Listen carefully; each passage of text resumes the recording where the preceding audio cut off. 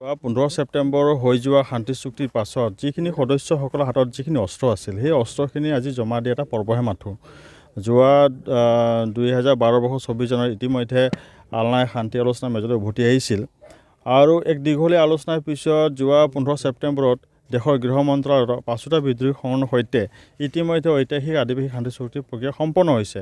চৰকাৰে দেখুওৱা বিশ্বাস আৰু আস্থাৰ ওপৰত ভিত্তি কৰি আজি আমাৰ কোকৰাঝাৰ জিলাত থকা সদস্যসকলৰ হাতত যি অস্ত্ৰ আছিল সেই অস্ত্ৰখিনি পৰিত্যাগ কৰা গ'ল। আপোনালোকে কিমান চনত আপোনালোকৰ এইটো সংগঠন স্থাপিত হৈছিল? আমাৰ 2003 বৰ্ষৰ 23 ডিচেম্বৰত কাৰ্বি আংলঙৰ জিলাৰ জাপ্ৰাজানত সৰু আদিবাসী ৰাষ্ট্ৰীয় মুক্তি বাহিনী নামেৰে আলনাৰ প্ৰতিষ্ঠা হৈছিল।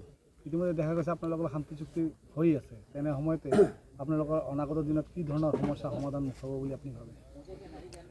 এই গোটেই প্ৰক্ৰিয়াটো গভৰ্ণমেণ্টৰ সাদৃশ্যাৰ ওপৰত নিৰ্ভৰ কৰিব। যদি ভাৰত চৰকাৰ অসম চৰকাৰে তেওঁলোকে প্ৰমিছ কৰা দফাৰ বিষয়খিনি যদি সঠিক আকাৰে ৰূপায়ণ কৰে তা আমি ভাবোঁ যে সমস্যা এনেকৈ নহ'ব।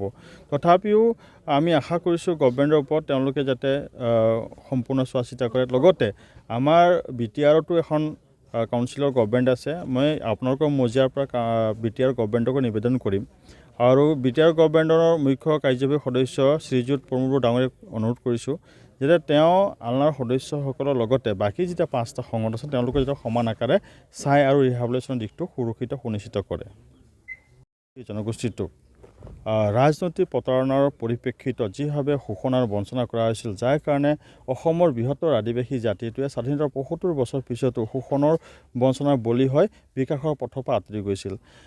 এই ক্ষেত্ৰত আমাৰ সামাজিক সংগঠন দলসমূহ নিৰন্তৰভাৱে নিজৰ অধিকাৰ বিচাৰি গণতান্ত্ৰিক আন্দোলন সাব্যস্ত থকাৰ পিছতো যেতিয়া কোনো ধৰণৰ সমস্যাৰ আমি সমাধান দেখা নাছিলোঁ, তেতিয়া আমি একাংশ যুৱকে অসমৰ বৃহত্তৰ আদিবাসী জাতিটোৰ জন্মগত মৌলিক অধিকাৰ আৰু বিকাশৰ কাৰণে সশস্ত্ৰ সংগঠন কৰিবলৈ বাধ্য হৈছিলোঁ। আজি মই SP ছাৰৰ নিৰ্দেশ মৰ্মে মই কচুগাঁৱৰ PSত উপস্থিত হ'লোঁ। কচুগাঁও PSৰ পৰা কিছু নিলগত এটা স্কুলৰ ওচৰত আমাৰ আলনাই কিছু অস্ত্ৰ আমাৰ হাতত জমা দিছে আৰু লগত ইয়াত আলনাৰ চেয়াৰমেনো আছিল আৰু যিজন মধ্যস্থতাকাৰী তেখেতৰ উপস্থিতিত আমাক জমা দিলে। কি কি বস্তু দিলে স্যাৰ? ইয়াত লং ৰেঞ্জ ৱেপনো আছে আৰু শ্বৰ্ট ৰেঞ্জ ৱেপনো আছে। এমুনেশ্যন মেক্সিমাম ৱেপনৰ এমুনেশ্যনখিনি আমাক জমা দিছে, কিন্তু তাৰ আমি আপোনাক এতিয়া ক'ব পৰা নাই কাৰণ ইয়াত মানে বহুকেইটা আইটেম আছেতো, গতিকে ক'ত কিমানটা এমুনেশ্যন আছে কি আছে সেইখিনি আমি কাউণ্ট কৰি আপোনালোকক আমি জনাই দিম। হয়,